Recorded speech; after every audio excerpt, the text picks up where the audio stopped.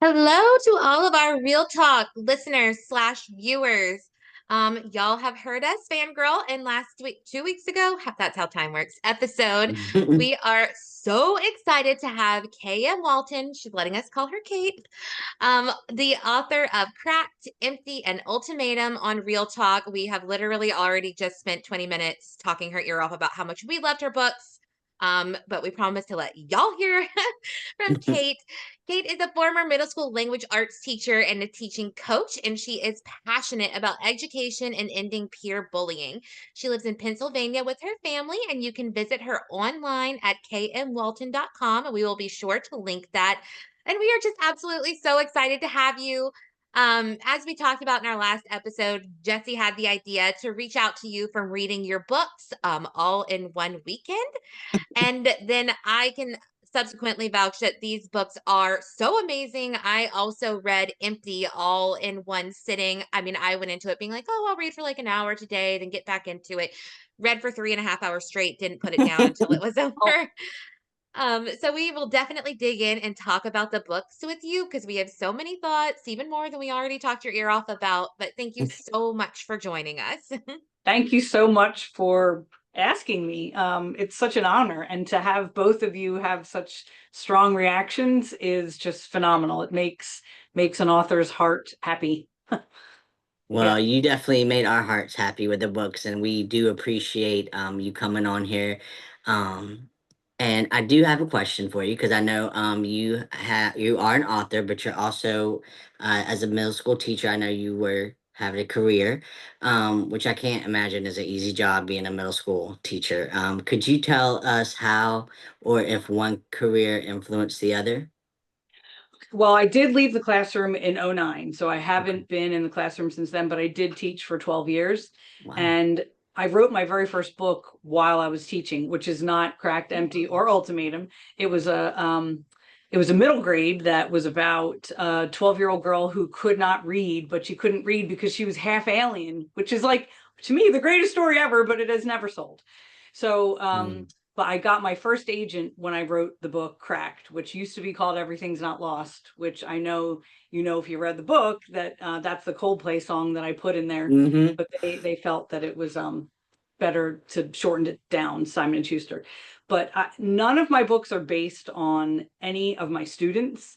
But while I was teaching, I definitely made my number one goal um, to focus on teaching kindness and empathy. No matter if I always taught language arts, a little bit of science and social studies one year, but I still got the kindness and empathy somehow wiggled in there, even if I was teaching about Rome, because to me, that was like the whole purpose for me was that to let kids kind of like guide them and show them to see each other rather than the labels that we like to smack on each other's foreheads. So that kind of was, I guess, the foundation of my writing, my books. Because everybody who knows me in real life said, of course, your first book is about bullying. That does not surprise me. Um, but none of the situations were real. None of the characters were based on anybody. I really literally made them up. But my purpose for writing them and teaching really did go hand in hand. Even Right. back when I wrote them in, like, I wrote my first book in '08, and I think I wrote Cracked in probably '09. And then it took a while for it to come out and everything. But yeah, so I was still in teaching mode when I wrote it. Right. Yeah. Wow. So A teacher and writing. That is is a lot all at once. it's a lot, That's yeah. incredible. And gosh, middle school, that is like the hardest time. So grateful for teachers like you that really take such a compassionate hand. That's a whole other thing that we could talk for 5 days about. Oh, But I know. we did seriously love your books. So in hearing that the characters were made up completely, not based on any students. Could you tell us maybe where some of the inspiration for these stories came from and what you might hope that your readers take away when they read your books? Absolutely. So Cracked, I was at a writers conference in New York, SCBWI, and I heard this editor speak, and he said, I really love books from dual perspectives. And so for some reason that like never dawned on me. Again, I was still kind of new to this whole thing, but I went back to my hotel room and I wrote a T chart, which I still have, was on a piece of paper, and I put bully and victim at the top. And I just started to like kind of brainstorm these two boys. And that I left New York with a very loose outline. I really don't outline. I just kind of sit down and write, and I don't know how it's going to end or anything. I don't even really know the characters. And so that is definitely how Cracked started.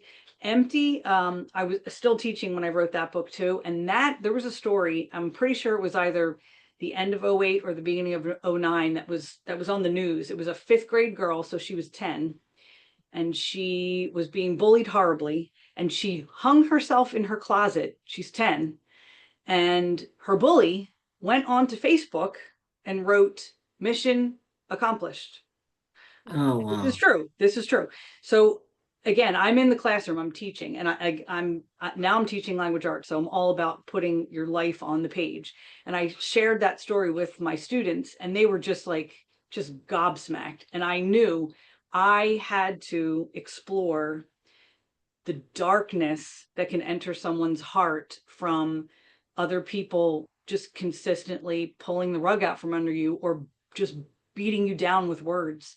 And I wanted my readers to know that what you say and what you type to each other, it matters. It all matters. Even if you're a keyboard warrior, what you're saying, it's landing in a human being's, mind. And so I didn't know who that character was going to be, Dell. I didn't know anything about her yet, but I knew I wanted to write that book, and I wanted to see how far a character would go to when they're pushed to just complete isolation. And I also wanted my readers, actually of all my books, to put themselves in the shoes of the silently suffering, because silently suffering people are everywhere. And I used to tell my students, all you have to do is look for them. You just got to see them, and just peel back the shades that you have on your eyes and see, oh, that kid doesn't sit with anyone any day at lunch. Go up and say hi. It's a small thing. Look over your shoulder. Hold the door for the person behind you. When someone drops their books, don't laugh. Bend down and pick them up with them. See the human beings in front of you. These are not labels. These are not, oh, that's that kid, that's that group. These are people. And so I wanted my readers, especially with Empty, because I knew what I was going to do at that ending.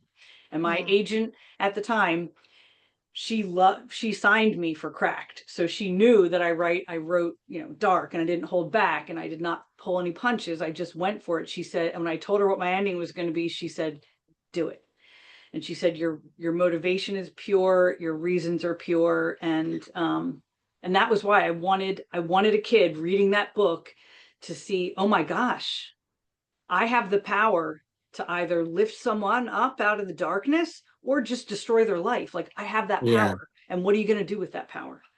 And when my agent sent it to my editor at the time at Simon & Schuster, the head of the imprint, so my editor walked to the head of the imprint's door, and she was just crying. And she's like, we have to have this book. You have to make an offer. This book, I can't believe it. Kind of like what you were saying before we started, that it made you feel so deeply. And so I got the offer on Empty. And I know if you read any of the reviews on Empty, people either love it or they want to push me down a flight of stairs. And I get it, because you get attached to Dell, and you want her to succeed, and you want her to reach out to a guidance counselor. You want her to get help, but sometimes the help doesn't come. And I wanted the help not to come. I wanted it to be not that every kid ever, goes down that path. A lot of kids get help, and a lot of schools are there to get that scoop, but some schools are not. What happened to the 10-year-old girl that, hung herself in her closet? Nobody saved her. So I wanted kids to see the impact of that, and I wanted them to feel that pain, and I wanted them to throw my book across the room and say, why didn't someone help her? Well, then I want you to be that person to help the people in your life. So that's my long-winded answer. It was wonderful, and just so true to what happens with Dell. We're trying our best not to give spoilers, but I know, I know. you know that you can see how, like, I mean, even the girl who's supposed to be her best friend, like, she thinks she's being her friend, but Dell, I Yeah. mean, just your words rang with me because it was so powerful for me in the book, where she was like, no one sees me, she doesn't see Oh, me. And nope, that nope. none Yeah. of them are seeing the big picture of what everyone is saying. They probably just only think, oh, I just made a little joke, like, I'm joking, I'm Exactly. kidding, you know. Exactly. And Exactly. yeah, that's such I mean, just so amazing, but I won't, I'll stop. Yeah, it's definitely an amazing book, and you can tell by talking to you, you have so much passion for writing. Could you talk to us about, where your passion comes from and why you love writing? I I've been writing when someone asked me this, like when I first got into this whole profession, I wrote my first book in '08, and I realized I've been writing ever since I've been a little kid. Like I actually have my 7th and 8th grade diary that you would literally cry yourself hysterically laughing if I read out loud the things that I wrote about. So I've been writing in a diary and journaling, and like I wrote a picture book in like 1994, and so just trying to, dip my toe in stuff. And I wrote like a middle grade book in '94, and I still have all my rejections, which were everything was by mail back then from Yeah. HarperCollins, no agent, no nothing. We read your story, but it's not right or whatever. So it took me, like, my first book came out in 2012, so it took me a long time to actually get published. But I'd say my passion is, like, I feel like writing makes me feel alive. Not that I feel, deadened with the rest of my life. I do love my life, and I don't, thank goodness, don't suffer from depression like some of my characters.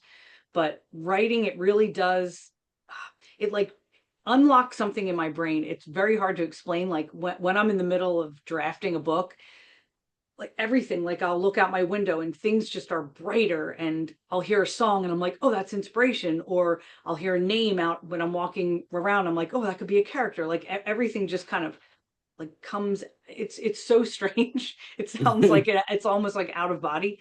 Um, but I just love it. I love creating things and making things up, and I don't, like I said, I don't um outline it all.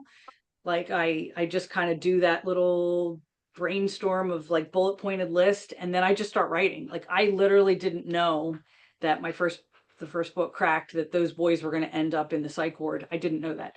So as I'm writing, I was like, oh, okay, so this is going to happen so that I could make this happen. And then I didn't know how they were going to end up in there together realistically.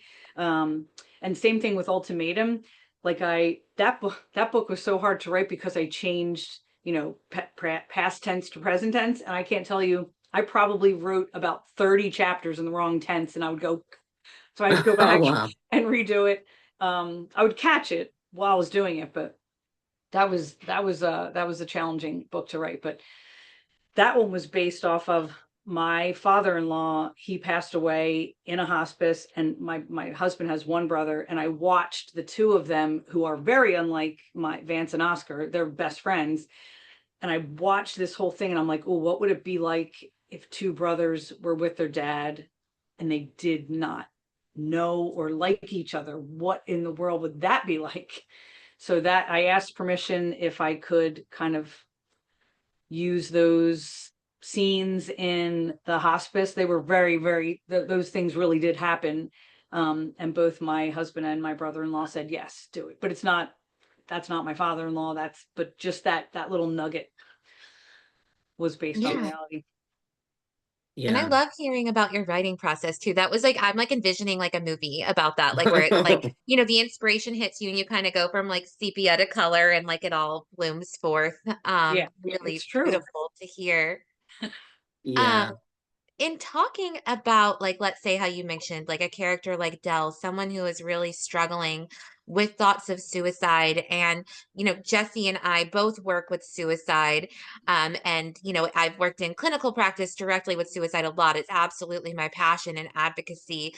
And you know, like I mentioned, you can't help but go into a book, you know, especially a fiction book, kind of being like, I'm sure this is going to be great for readers, but I'm going to be able to pick it apart with my clinical brain, you know, because Yes. we just all have that hubris about us a little bit. But I found your depiction of the way that Dell struggled so incredibly real that I mean it affected me like this was a client of mine that I was watching. Wow. So, um that very real depiction, just no cliches of how someone who's struggling on the inside can look so different than what other people are seeing on the outside.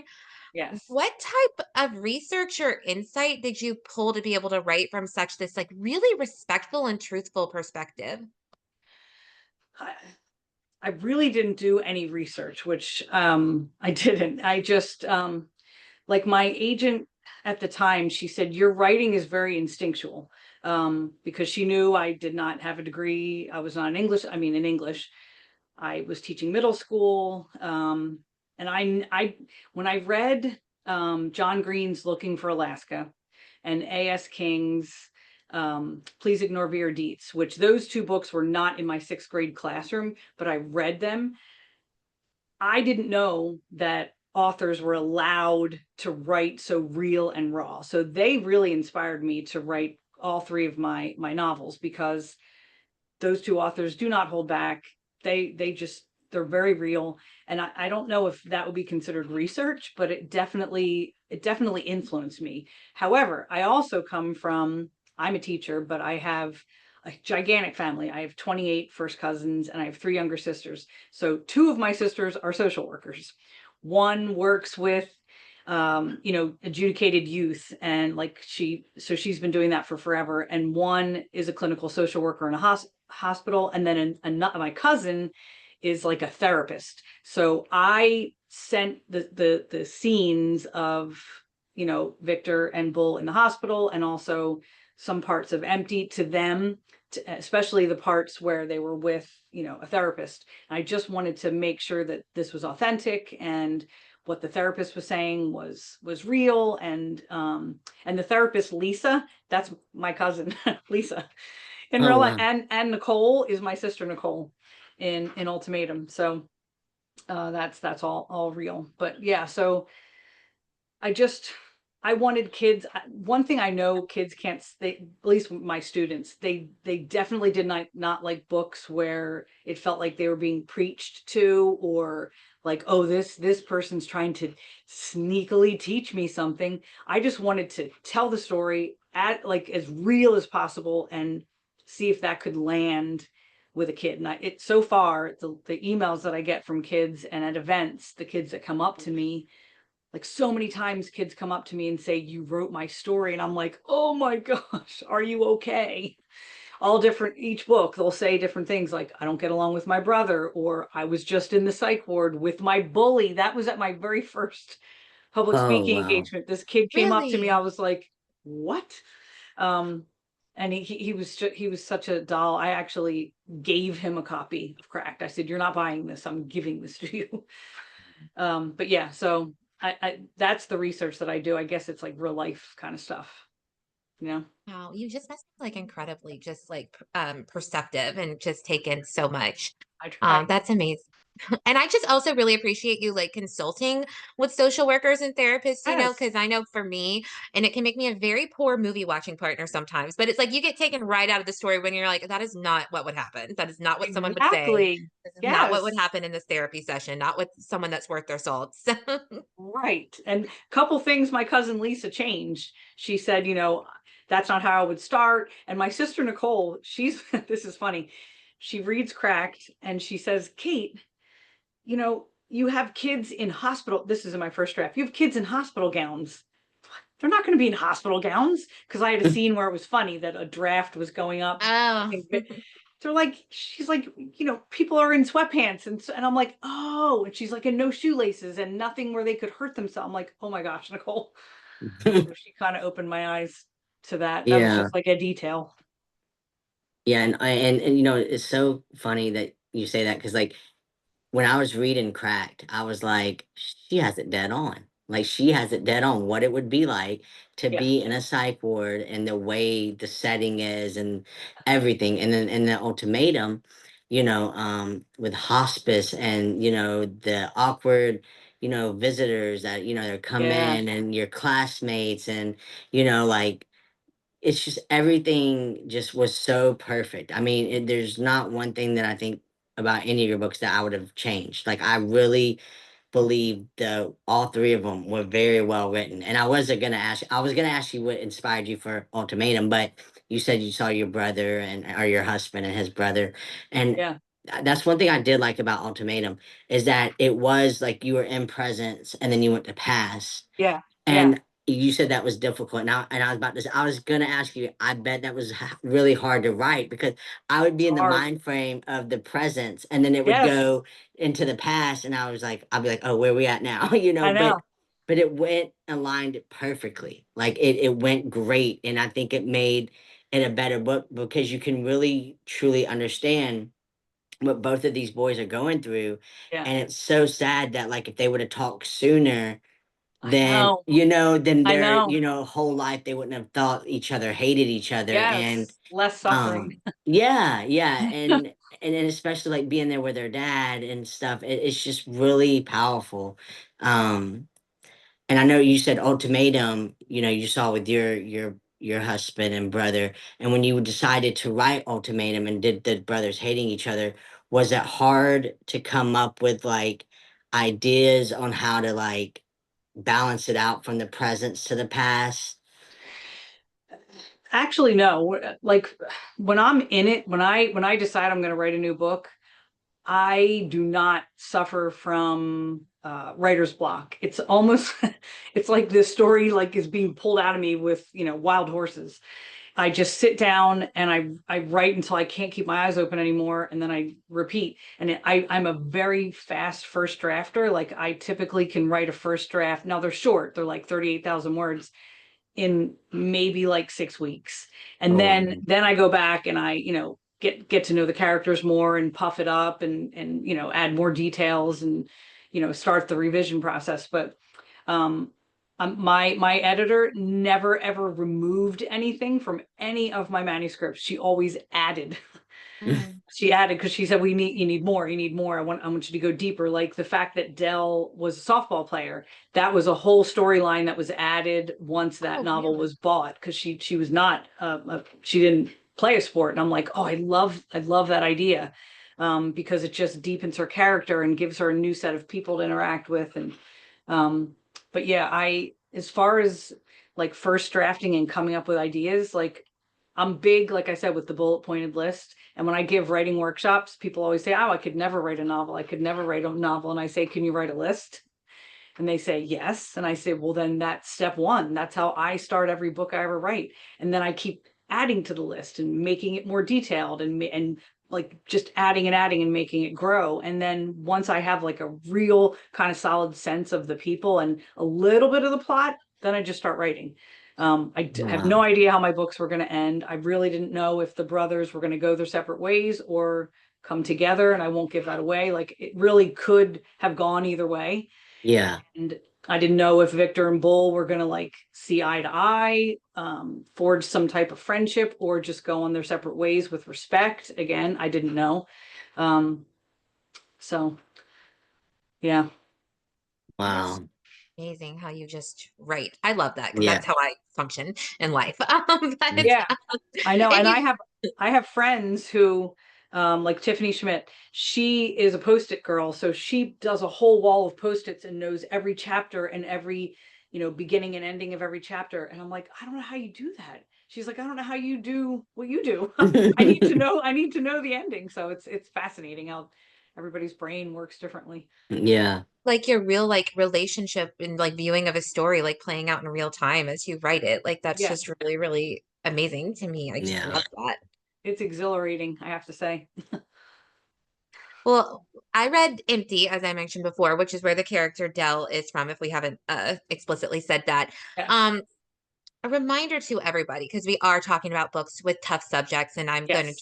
talk some more again about um Dell experiencing thoughts of suicide. And we just want to remind everybody again that 988 is always available 24 hours a day via link. Jesse and I's agency is so proud to be a 988 contact center in Louisiana. And we just want to remind you that 988 is there for whatever you're going through 24 hours a day, free, and it is confidential no matter your age. If you are underage, that is still your private conversation.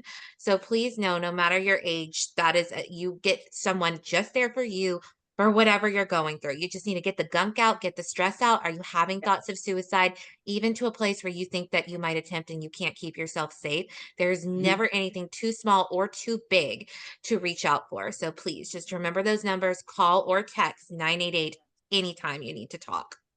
Absolutely. But digging back in, not a but, and digging back into Empty. Again, I feel like I could just talk for like 3 days straight about this book. And just not even about the book, about my feelings that I had while reading the book, and then go into what happened in the book. But I really loved, like you've said, kind of the dual perspective where we get Delle's inner dialogue of what she's going through compared to how other students are treating her, and Mhm. that you can see like both sides of it. Like these are, kids that think they're playing around, or yeah, I'm bullying her, but like this is what high school is. And look, she kind of Right. takes it, or she plays into it when she does the Mhm. mooing and the stuff like that. But Exactly. for Delle's inner dialogue, where she's like, well, this is all I am to people. Nobody sees me. So she's feeling more and more isolated, in suicide theory, that thwarted sense of belongingness, and nobody else can see it. I mean, just so well written. Like her classmates and her friend and her mom even think that she's just like isolating herself and Yeah. being too difficult or too cool. And it Mhm. wasn't written to any extreme either way. I mean, just see how this can happen. I mean, to Yeah, anybody, and does so it tragically. does. Um, I thought it was really important in Delle's journey that when she was struggling with thoughts of suicide, that it was never this like intense desire to die, that it was just all of this pain building up until she Mhm. hits her personal crisis point, which again, I think Right. is so amazing the way you wrote this, that we can never tell what someone's crisis point is from the outside. But No. that was her crisis point. Her switch flipped, and the pain was too overwhelming. There seemed like there was no other alternative. I mean, when life is causing you this much pain, there is only one other side to that coin. Um, so again, I'm sorry. I just think it was so, so, so well Oh, written. Um, thank you so much. thank Really. you. From your perspective, especially, I mean, just seeing that she still loved her sister so much. I mean, I'd let you know that that just kills me, her and her babies. And I'm an only Oh, child, and that hit me so hard. Yeah. yes. And her mom, and what is your main hope?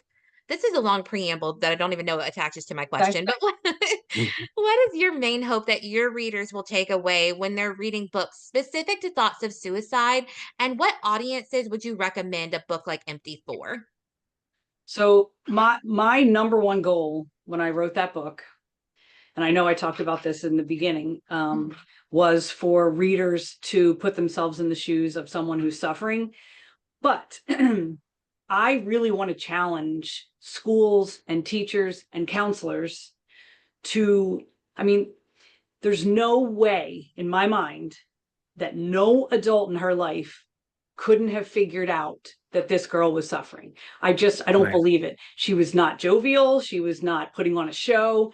So I, to me, all of those adults failed her miserably. Kara is a child. Did she fail her? She did, but she is not a grown up.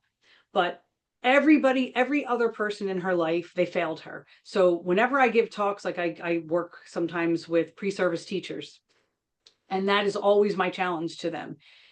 Make it your job to find the kids that are silently suffering. They're not that hard to find Yeah. because they're the ones that they're shrinking in their seat when you ask, does anybody have an answer? Bing, bing, bing. That's a kid when I was teaching, I want to work with that kid. I want to find that kid. I want to talk to that kid. And I'm not saying pick on them and call them, say, oh, what do you think? Like that would make them horrified, but just find them in the hallway, talk to them when they come in the morning. You have to find those kids. And like I said, a lot of the time there's a big arrow going over their head. And every time I hear a story of a student suicide, my immediate thought is the adults failed that kid.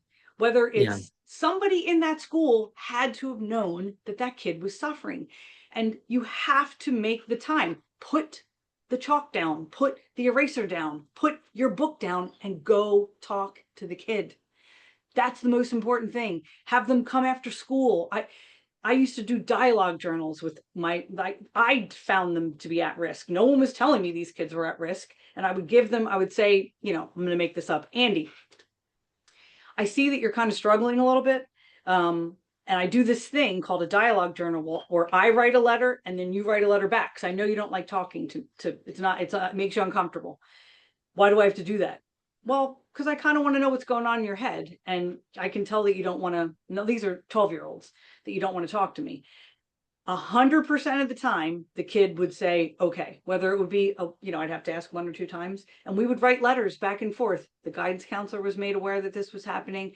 If I ever saw anything, which I never did, about wanting to take their life or a crime or hurting, obviously I would, and I would tell them, if you write anything in here that is going to make me think that you're going to hurt yourself or you're going to hurt somebody else, legally, I have to tell someone.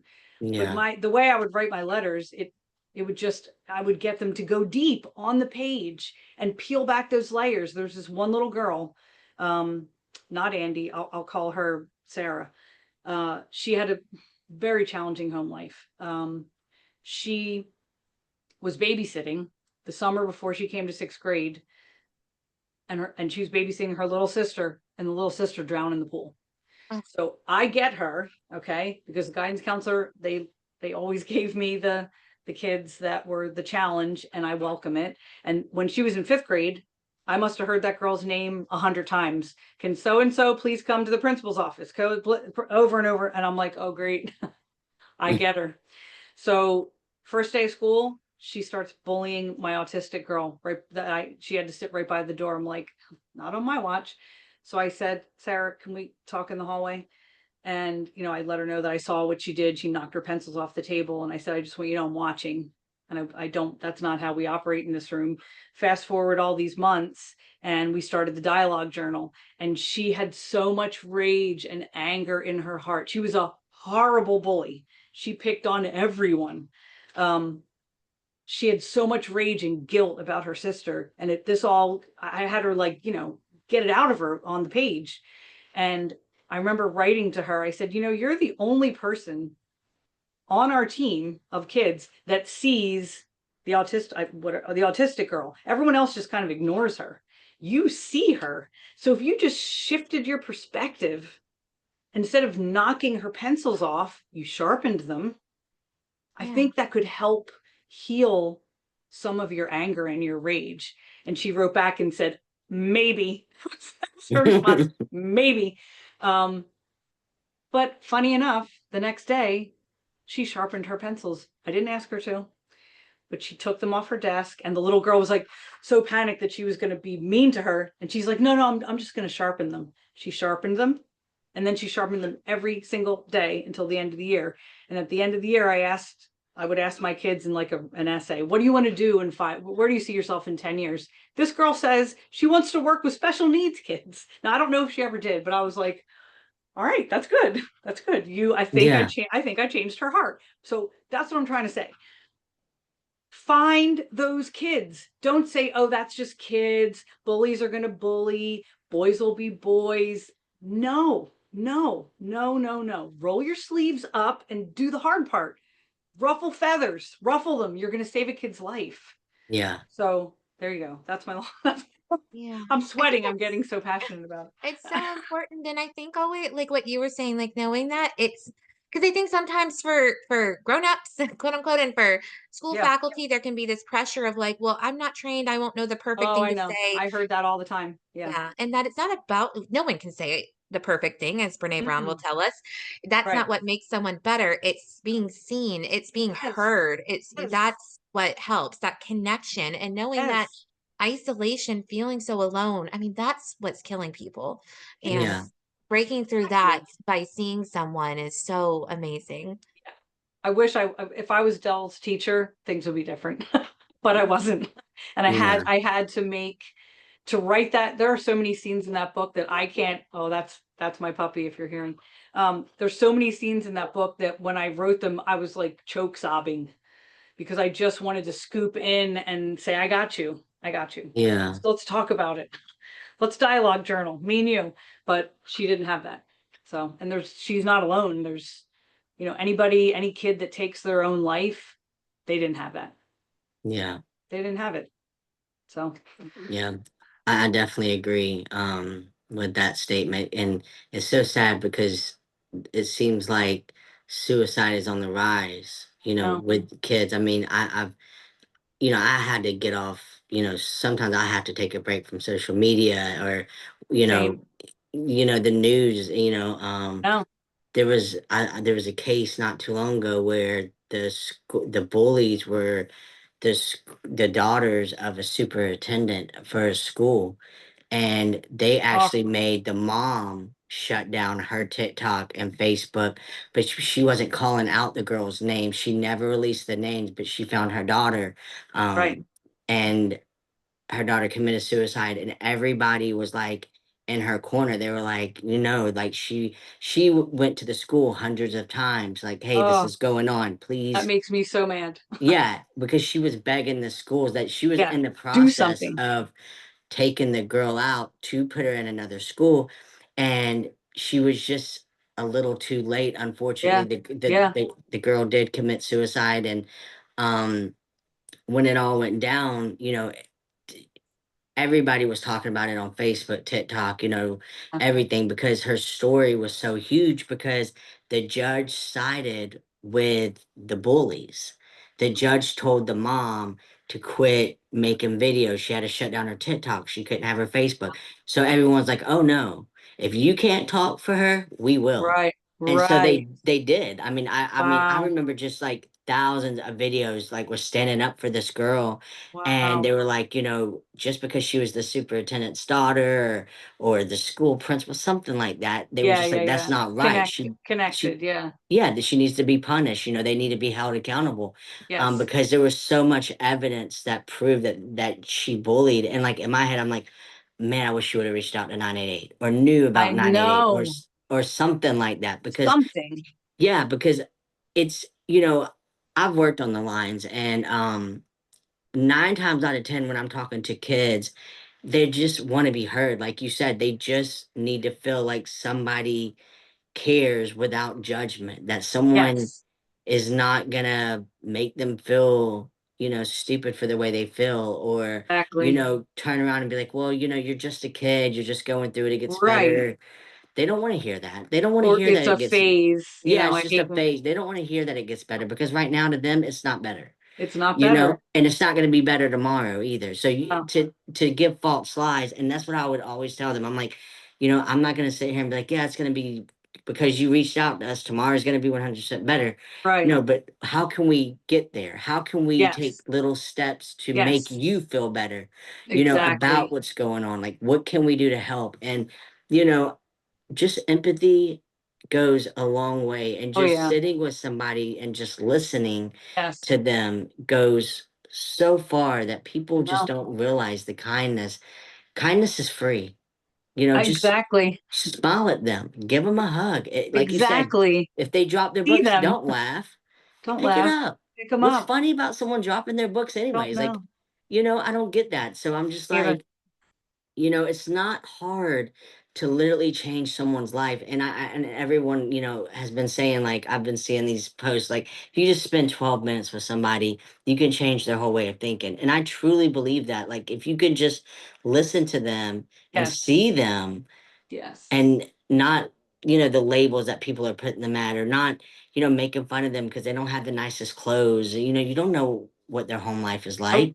Nope. So don't assume. Just, No. be nice. Just be nice. Just I be know. nice. That's all you Just. got to do, is just be nice. I feel like it's so easy. Like, the answer is so simple on I how we can know. save so many people, but Yeah. nobody wants to do it. Nobody No. wants to be that person that is nice to who everyone's making fun of, because then they don't want to lose their social status.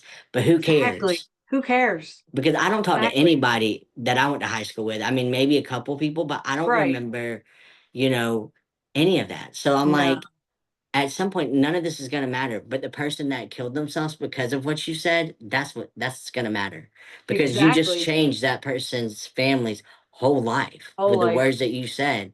I And know. here you go And they on. changed their life too, because Yeah, now they have that on their conscience. Hopefully, yeah, if yeah. if Hopefully, they hopefully they, you know, you know, grow up or feel something, or guilt. yeah, see the light. But I know we've talked about Cracked and Ultimatum and Empty. Do you have a favorite book that you have written, or favorite character?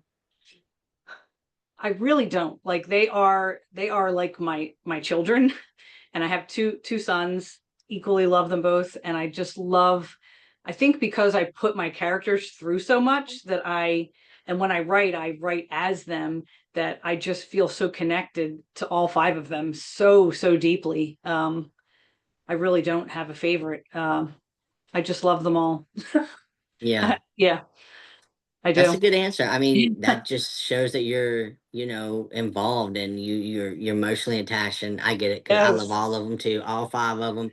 I couldn't pick a favorite either because they all go through so much, and you just, like I said, you connect differently with each one, Yeah. and it's just like I said, it's amazing how you write, and it's I've never read books that have been so raw and real that where every character I could be like, oh wow, like I feel that, like I feel that in my heart, like, Mhm. and everything is so raw. The emotions are, you can feel these emotions. Like, I've never lost a parent, thank God. I still have my dad and mom, but when Oscar and Vance were going through their things, I was like, oh, Yeah, like that's deep. Like, and then I would picture like, how would that feel like with me and my sister if this was I my know. dad?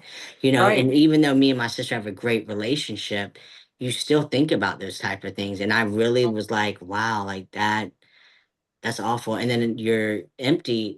I was bullied for being overweight in high school, and I Mhm. didn't wear, I wasn't very girly. I was tomboyish. So, I mean, I could, when, she would moo or stuff, and just be like, well, that's what they like, because it gave her Mhm. some type of attention. But Yes. she realized at the end, like, it wasn't the attention that she wanted or needed. It's just for that moment, the guy that she thought was cute, she was making laugh, she was making other people laugh. And I get that because I used to be the silly one. I used to like Right. throw myself out of chairs for some reason to make the whole class laugh. Right. Right. But I was struggling, I was Yeah. literally struggling. And I am so glad and thankful for 988 because I wish there was something like that when, I was growing up because, Mhm. like I went through a lot because of, the bullying and stuff. And granted, my parents, they didn't 100% understand it, but at least they tried. They took me to therapy. They Right. took steps to make Cared. it, yeah, to show me that they cared and we would Yeah. get through it. So with that book, I literally, some of the parts of it was very hard to read because I know what that pain feels Mhm. like, and I know what it feels like to be sitting there thinking like, oh, well, suicide is, the only answer for me at this Yeah. point because, and I have tried to commit suicide. I've been very honest about my journey on the podcast and, Right. I've survived and, very grateful that I did. But that's why I Yes. think it's so important for these books to be talked about and to talk with the author and to put these interviews out here because there's somebody that needs to see it. Like somebody needs to read it. Somebody needs to hear it, just because there's so many lives you can save that you don't realize you're saving, and from your, when I look at your books, I'm like, man, if I would have read this, I think I would have maybe have done that differently because I would have, been like, oh wow, like this is true. Like, Right. this is how I feel. Maybe this is what I need to voice out. Because again, Exactly. sometimes you don't know how to voice it either. No, I mean, So these are kids that we're talking yeah, about, and that's why the adults in kids' lives should play a really big role. And if a kid, sometimes kids write to me with like the most heartbreaking stories, and I always ask them, who in your life do you have that you trust? What grown up do you have? Do you have a parent, a teacher, a guidance counselor? And sometimes the kids will write back and say, I have no one. And I yeah, say, well, then you're going to have to trust yourself, and you cannot believe the lies that are your brain is telling you, because yeah, it's all lies. You Right. cannot believe those lies. You have to journal. And I always like say, what are you into? If you're into skateboarding, go read every book you can on skateboarding. It'll plug you back in a little bit to what it feels like to be among the living, because Yeah.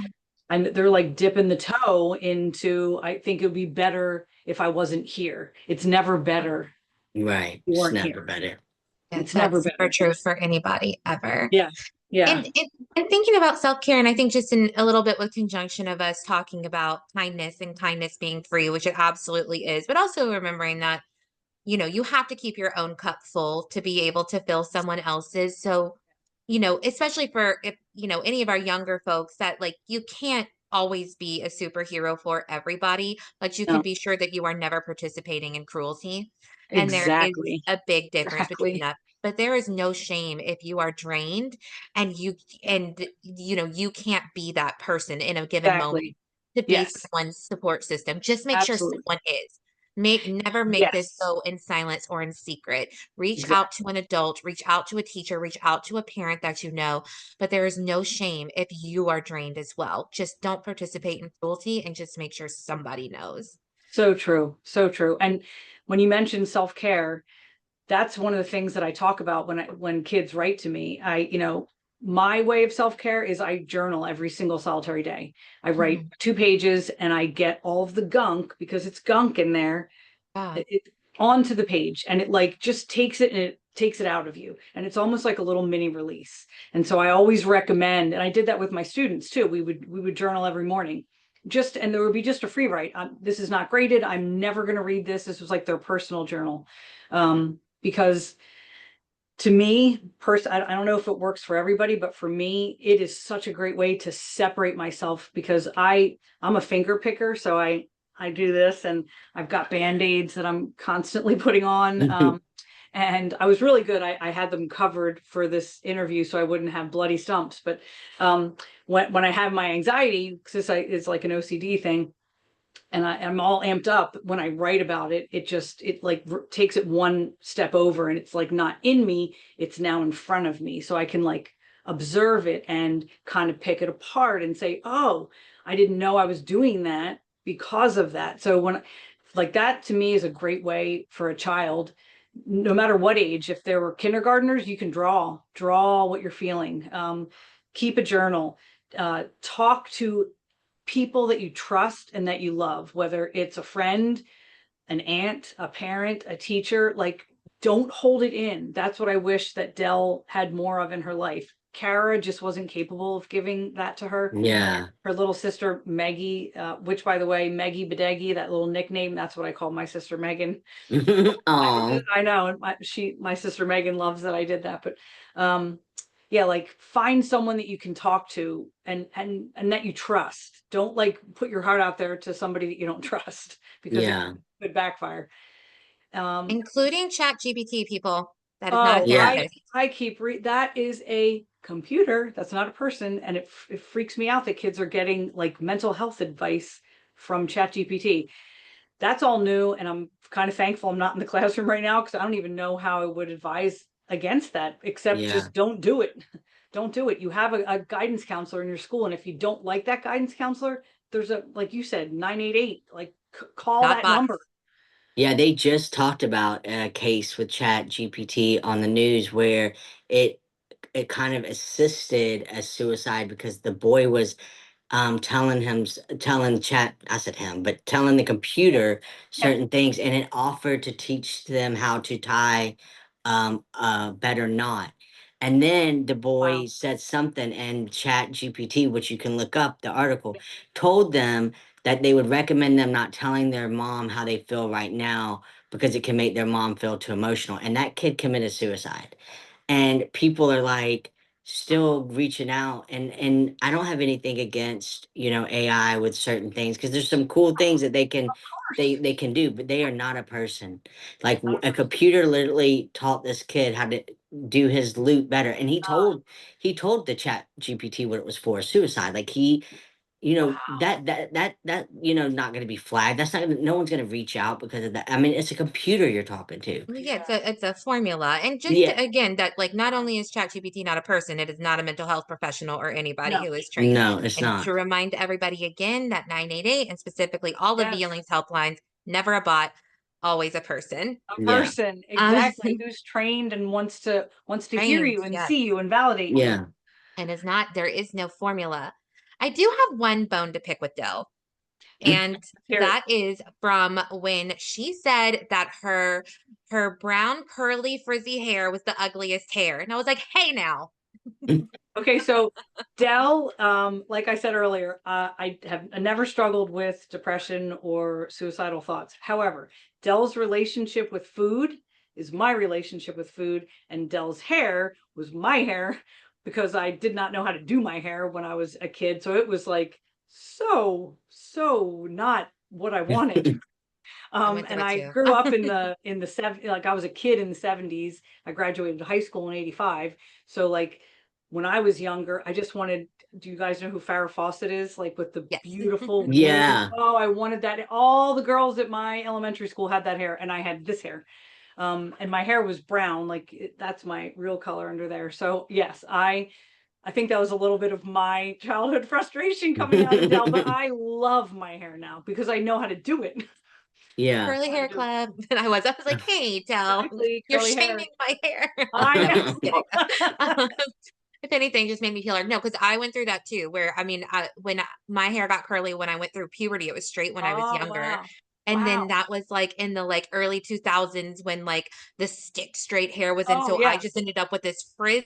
I know. I know. Oh, you Yeah. froze. But yes, believe me. And my three younger sisters, both my parents had this hair. And my mom used to put big giant rollers, like they were like the size to make her hair straighter and kind of big curls. So Yeah. this hair just wasn't like this natural curl just wasn't in. But it kind of came in the 80s. And then I'm like, all right, well, this is it. This Yeah. is all I got. Yeah, and I love curly hair. It's so funny because I wear my hair short, and I always say you have what you don't want because my sister has really thin, like brittle hair, and I have like Right. when I grow it out, it's really thick, and I can literally put water in my hands and scrunch it up, and it will look like I like did a wave brush in it. So my mom and dad were very upset that I cut my hair because they're like, "You have the perfect hair," and I'm like, "Yeah, but I just want to roll out of bed, brush it, and I don't even Yeah. want it, you know." It's your hair. You can do whatever Yeah. you want. Yeah. But I think it was funny that they mentioned hair and stuff because me and my sister would be like, I hate that you cut your hair. Like she's like, I'm just trying to get an inch to grow, and here you are, you know. So that is it. That was funny, but I love curly hair. I think it's so cool, like when people have different types of hair, and I don't hate. I guess I just don't shame on nobody. You know, I think everything's Oh, unique. You know, I think everything exactly. about people is unique. But unfortunately, you know, as a kid, when you're growing up, you don't look at it like that. You just see the Want to negative because fit that's all in. that's, yeah, Yeah. that's what everybody's pushing out. So I it's know. not, It's it's not, so hard to be. I know from when I was a teacher, kids, they just wanted to be like everybody else. yeah, Not all kids. I could always tell the super confident, they would come in their, wild outfits and crazy. They didn't care. They had so much confidence. They wanted to be an individual. And I kind of got that way like in eighth grade-ish. Like I went to school with Princess Leia buns oh, nice. Love for real. that.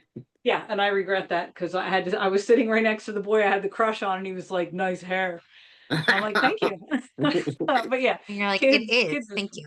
I know it took me a while to get it into these buns, but um, yeah, kids just want to fit in, and I always used to champion the kids when I was a teacher that were individuals and wanted to Yeah, stand out and wore whatever they wanted. I thought that was so cool.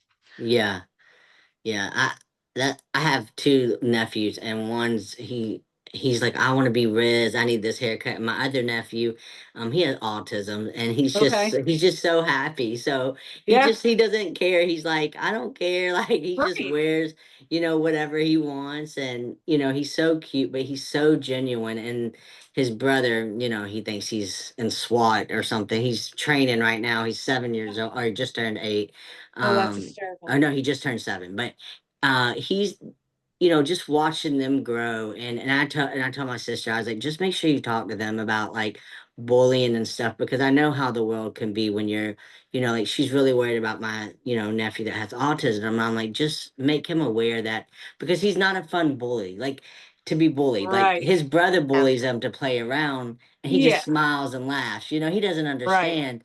But as Right. he gets older, he will, Yes. and I Yes. told my sister, I was like, just make sure you let him know, like, Auntie's got him. Like, Auntie ain't gonna let nothing happen to him. Like, he can call Auntie Exactly. anytime, like, but Yes. just make sure you talk to these kids because I was like, Jennifer, you really never know. Like, I was like, even though Nicholas is, great and the kids love him and he's sweet, I said, you know, people bully for everything. Like, they I both know. wear glasses. And I know that, you Yeah. know, people will say things, and I am grateful that it does seem like our generation has opened up and become a lot more open-minded with certain things.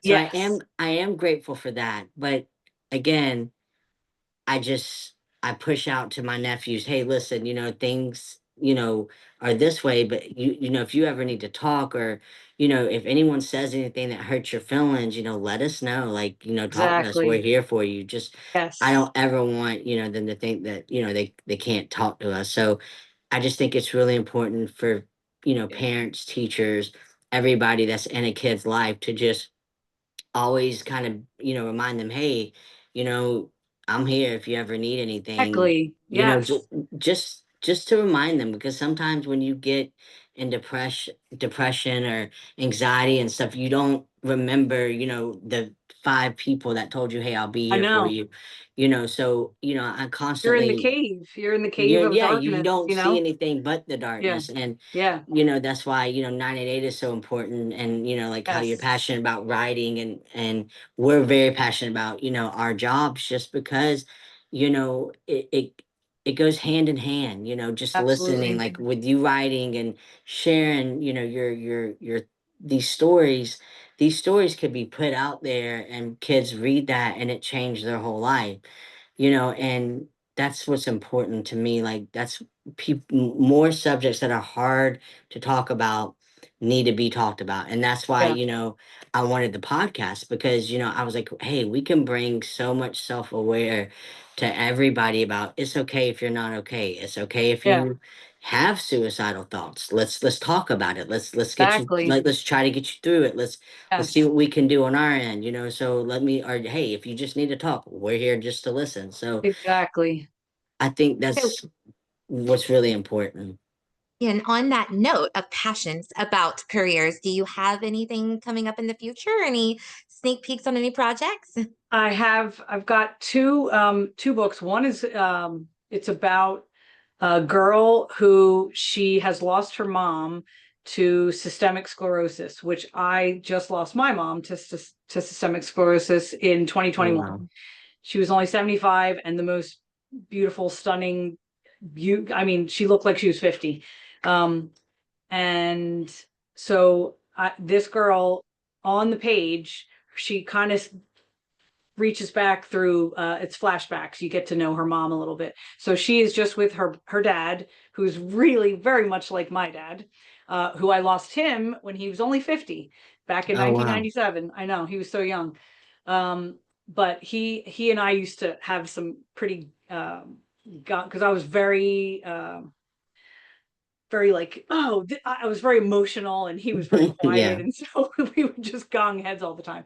But I loved him to death. But so it's that girl and her dad, and she falls in love with her brother's best friend. So it's kind of like the family is literally falling apart on the page, but yet she finds like some, like, oh, it makes me feel alive again to just kind of hang out with this boy that she's known since she was like 12 years old, and Oh. she's kind of like seeing him in a different way. And it takes place for all my books take place in Westchester, which is where I live, Westchester, Pennsylvania. Mhm. This takes place in Novi, Michigan, Oh because wow. I did some research, because the boy is an ice hockey player and he's really good, and her older brother, they're best friends, older brother and the boy that she ends up liking, they both play ice hockey. And I looked up what's the number one town in America where high school kids go to the NHL, and it was Novi, Michigan. So I did all this research on it, and it takes place at a lake. And her name is Ruby Jane Pervick, and I love her so much. Oh, love that. Yeah, so that's called Out of Order at the moment. I don't know if that will end up being like that. And then I have a scary book that is based on a true story. My very good friend from college has a younger sister who had probably 60% of this book happen to her and her little 3-year-old son at the time. And it was a ghost situation. Absolutely terrifying. I could only write it in the daytime. I couldn't even write it at night. And Oh that's wow. called Portal. So those are the two that I'm like really working on. So Portal is very different from anything I've ever written. Out of Order is kind of there's no bullying, but it's definitely a family in crisis Yeah. kind of a story. Yeah, so they're the two that are That's exciting. closest. That is exciting. And I love horror, so that extra excites me. Yeah, Oh, yeah. okay. Well, I'll reach out if and when I get any information on it. Yeah. Thank Yeah, you. please Love it. do. You Yeah. know we're gonna read whatever you put out. We Yeah. cannot stop it. We can't Love help ourselves. it. I love it.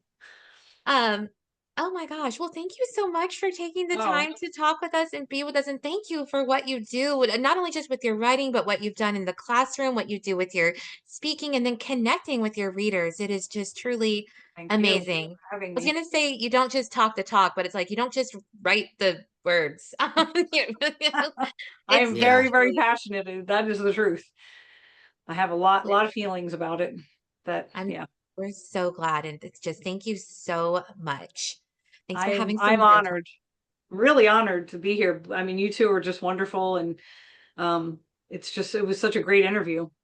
It was Yeah, it was wonderful. definitely one of our best interviews. And like I said, we are very grateful that you came on with us, and we look forward for your projects in the future because we will be reading them. That's very exciting. But Yes. Yeah. yes, And thank then you, we thank will you, talk thank to you, you. and thank you for all the work you two do as well. I mean, it's so Th- important and so necessary, and it's so nice to talk about this stuff with people that get it. So, yeah, Well, I thank you. agree. Thank you for having some real talk with us. And real talk disclosure, if I'm weird on the audio afterwards, Zoom kept kicking me on and off. Thank you, Kate and Jesse, for rolling with it. Y'all know how we do things around here. Yes. But this has been so amazing. Okay, Jesse, let's cap it off by rocking it with our sign off. You ready? Are you ready? All right, this has been Real Talk with Jesse and Sherrod. No No filters, filters, no no fluff, fluff, just just real real talk. talk. Thank love it, you. love it. Thank you.